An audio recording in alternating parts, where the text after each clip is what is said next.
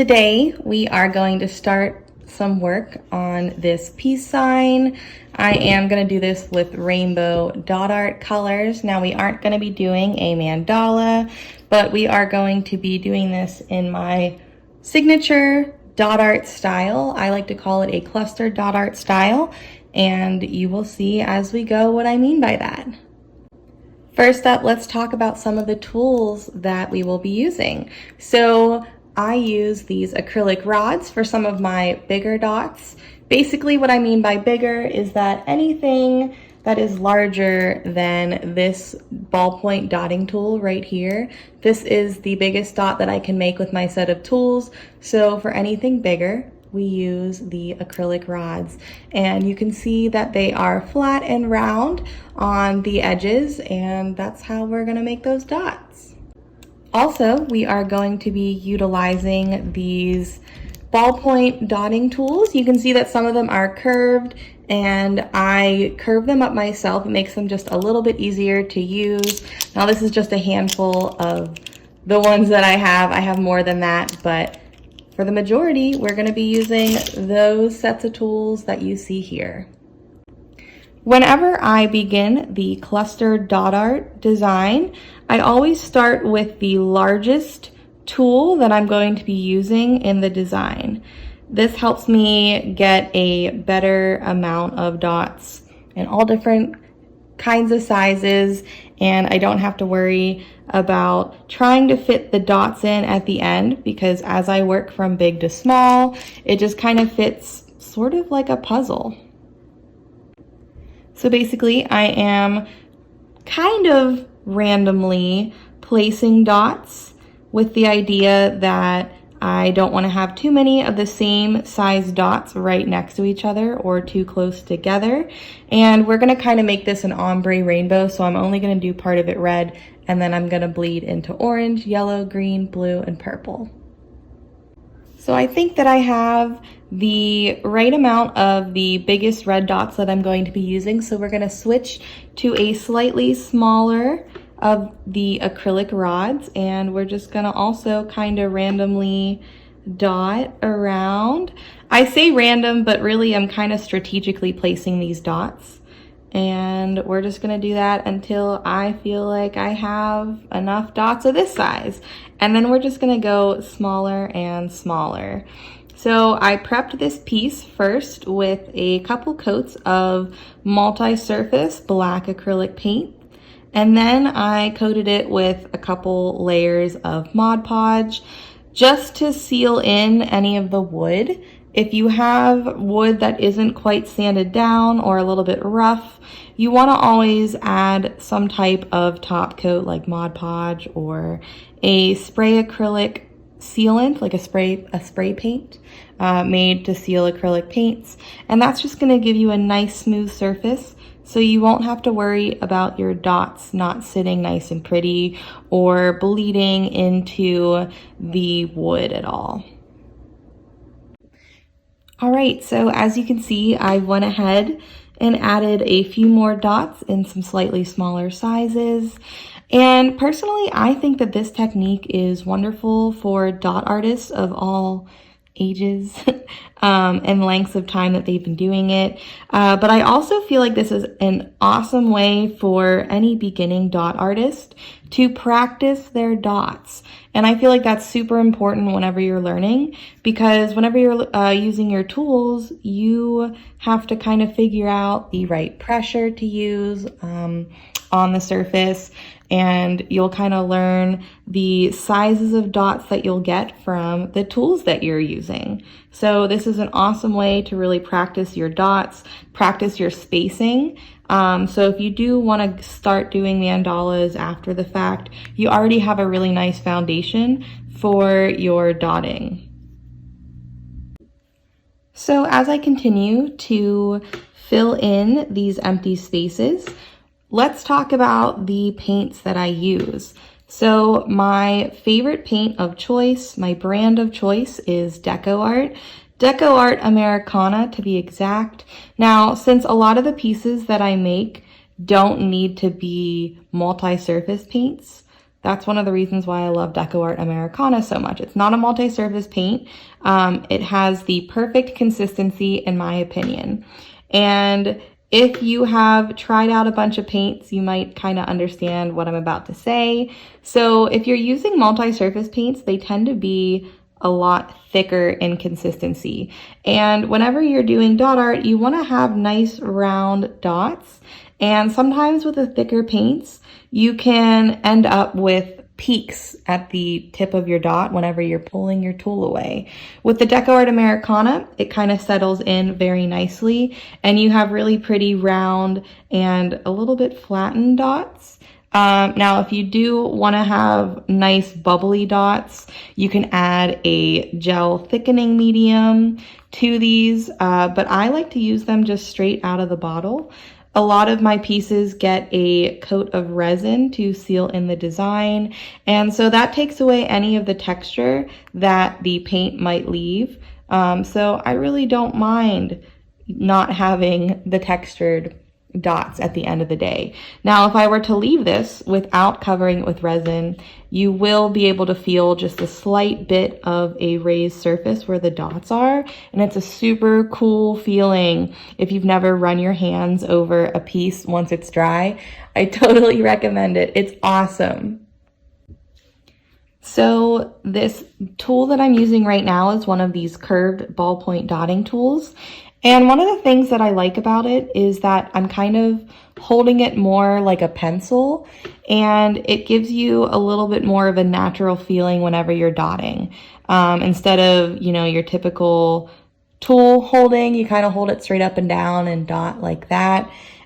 This way kind of gives you a little bit of the ability to relax your hand, and you don't really have to struggle with figuring out how to hold your tools, because this is a natural feeling that you've had since probably you can remember whenever you were learning to write. So this is wonderful for any dot artist, beginner or non-beginner, and I totally recommend trying out a pair of these curved dotting tools for yourself. Unfortunately, they don't sell curved dotting tools. You can make them yourself, but I'm going to tell you some words of caution. Be very careful, because a lot of the times you can snap off the little metal piece, or you'll crack the plastic acrylic body of the tool, because it really is a little difficult to bend or curve the tools. So I have added some of these curved tools to my Etsy for your viewing pleasure, and also potentially for your dotting pleasure. And yeah, you can try them on my Etsy, but I wish that I learned about these curved tools sooner than I did.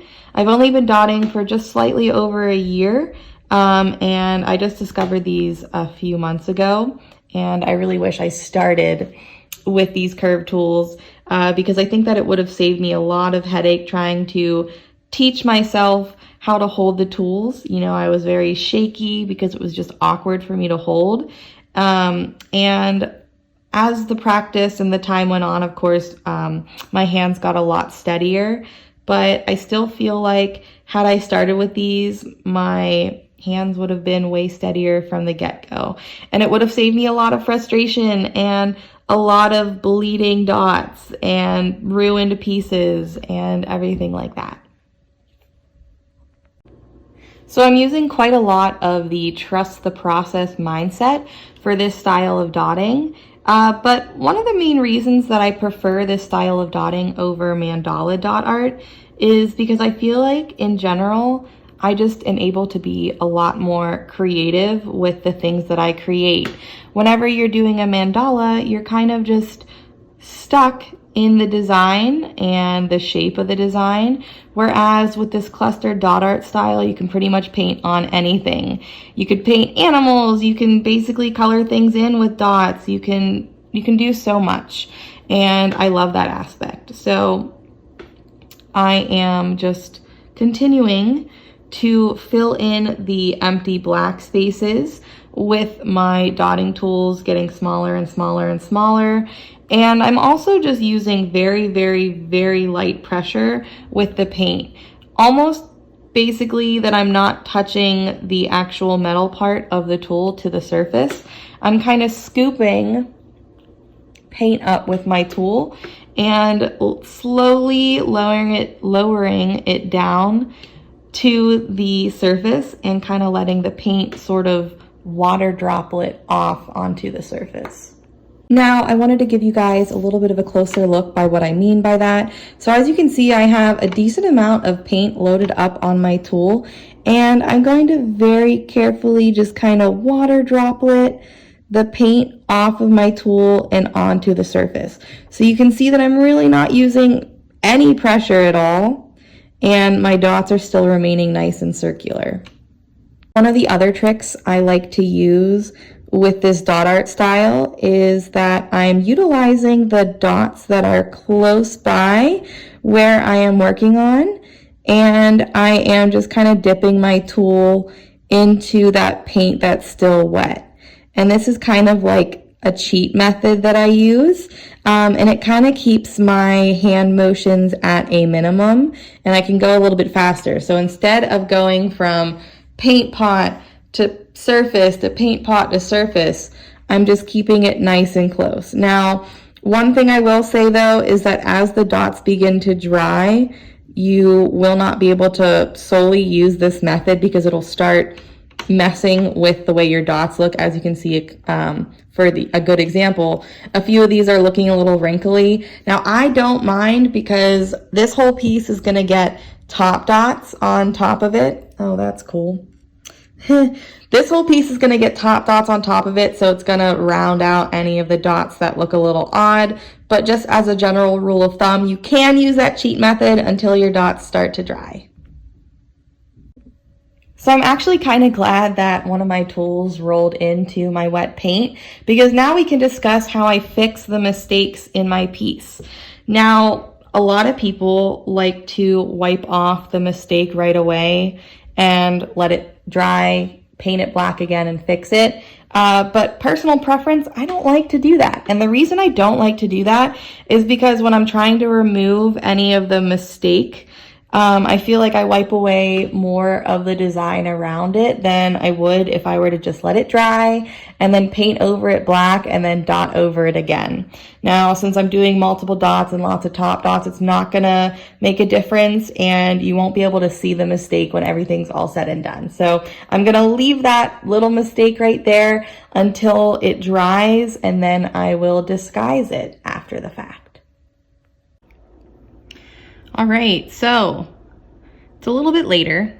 I'm filming this video in a few parts, but now that this is dried, I am just gonna take a small paintbrush, and I'm using the same black background color that I used so that it blends in really nicely, but I'm basically just painting over any of the dots that I feel like got messed up, and once it dries, you'll never notice. All right, so it is probably a couple hours later at this point. I just decided to go ahead and do the entire base layer of the colors. So as you can see, you really can't tell that I ever messed up on that red section. And I did have a little bit of a boo-boo on the blue section. Right now it is drying, but we're just gonna do the same method. And I'm just gonna add blue dots over top of it once it's dry, and it'll disappear into the design. So now what we're going to be doing is my favorite part of the entire dot art. It's top dots. Top dots are awesome. I think that it just gives the entire piece just a little bit more of dimension. And basically what I do is I take a darker shade, in this case, since it's a rainbow, I'm taking a darker shade of red, and I'm just going over top of most of the dots that I've already put down. Now, the really tiny dots I won't be adding top dots to, but some of the bigger ones I will be. So let me get some of this done and I'll show you what it looks like. All right, so as you can see, I have just added some top dots to the red and the orange, and we're working on the yellow right now. So whenever I do my top dots, I just pick a smaller tool, just a tool that's smaller than the dot that I am placing the top dot on. And I also feel like top dots don't quite take as long as the rest of the dotting process, and that's probably because you already have your foundation dots down. So now you're just really kind of quickly going over and placing your dots on top of the dots that you've already put. So I'm not really searching for a spot where these could fit. I'm searching very quickly to find the dots of the right size, right? So I'm using this dotting tool right now, and since I was able to pick up a decent amount of paint on my tool, I'm able to top dot multiple dots of different sizes, and this is easier to do as your dots go smaller because the less pressure that you use, the quicker motions that you use, you're kind of able to dot a bunch of different dots before running out of paint. This is the part of the painting where I really feel as though the entire piece is really starting to come together. Maybe it's just because I know that I'm closer to being finished than I was when I started, but I really just, in general, I really love what the top dots do to a piece. I think it just gives a different depth, and I just think it makes it look more completed. I think the biggest struggle for me at this point is the fact that this blue and the purple isn't completely dry. So I kind of have to hover my hand above the piece, which doesn't make me feel like I have as much control. And I'm using my left hand a lot to steady my wrist instead of the table that I usually rely on. I usually set the side of my hand on my table. But that's okay. I'm just kind of taking my time and enjoying watching the final parts of this piece come together. So I'm just gonna be quiet now. I'm gonna stop talking, and I'm just gonna let you guys watch me finish up this part of the green piece. This green part of the piece. You know what I mean.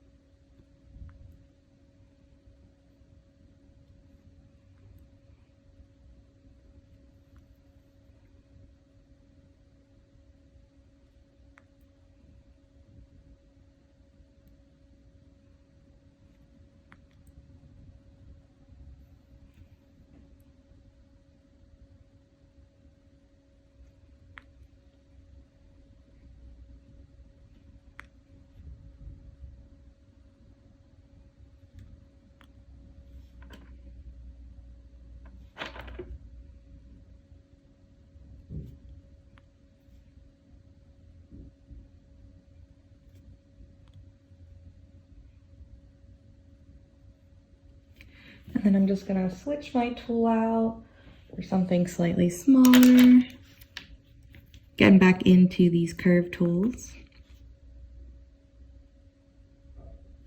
It's definitely a lot easier to hover whenever I'm using these curved tools because I'm kind of holding the tool at an angle, whereas you really can't hold the acrylic rod tools at an angle because they're flat, right? So you need that flat surface to put the dots on there. But with these curved tools, since they're ball points, you can kind of hold them from any angle.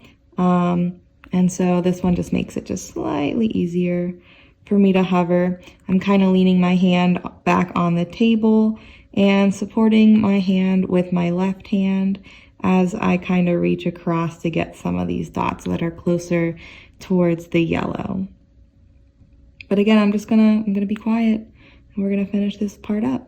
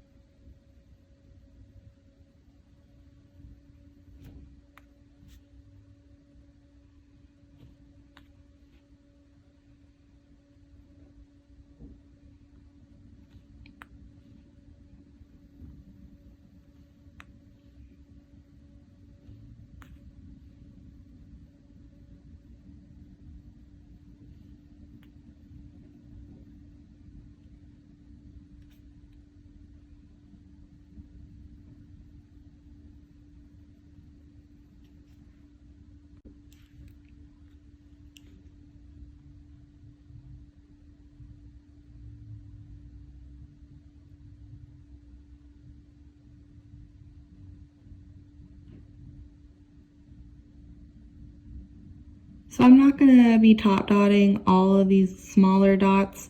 I'm really just kind of making the decision based on like what catches my eye. So if I'm looking at the area and I'm like, oh, I feel like these need a darker green dot, then that's what I'm gonna do. So I only have a couple more spots left that I think I'm gonna hit before I move on to the blue.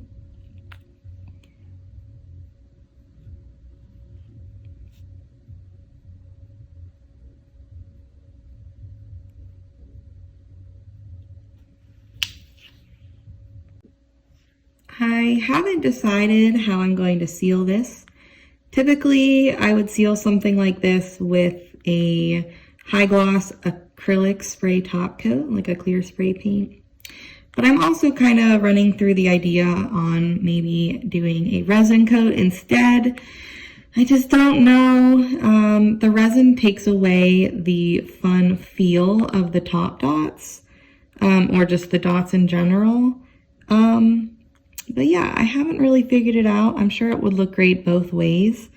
It's just a little bit of a preference, which I'm probably gonna decide off camera. I don't know. Maybe you guys can help me out and leave your suggestion in the comment on whether or not you want this with a resin finish or with an acrylic spray finish. Of course, I'm going to finish this first so you guys can see it, but again, I'm going to stop talking so I can finish doing this. I just love talking.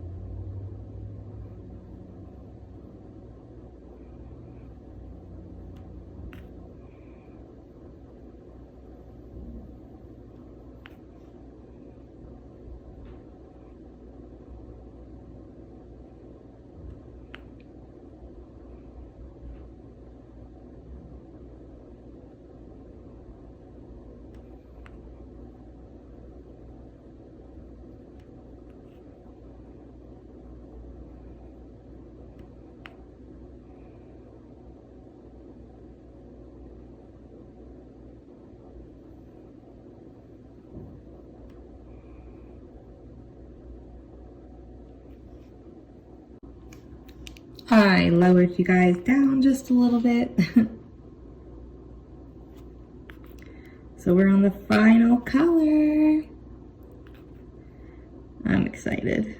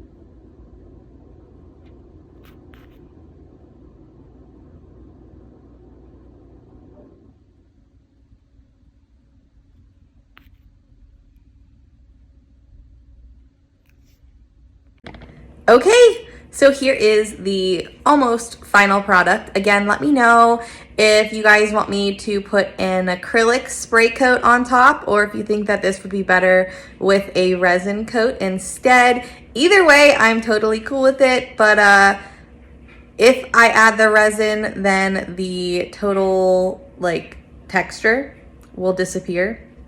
Anyways, let me know in those comments. I will be posting the final result of this on my TikTok, jgrons if you're not already following me, and also on my Instagram. I'll post the final picture. Thank you so much for watching. Have a good day, and let me know what else you guys want to see. Bye!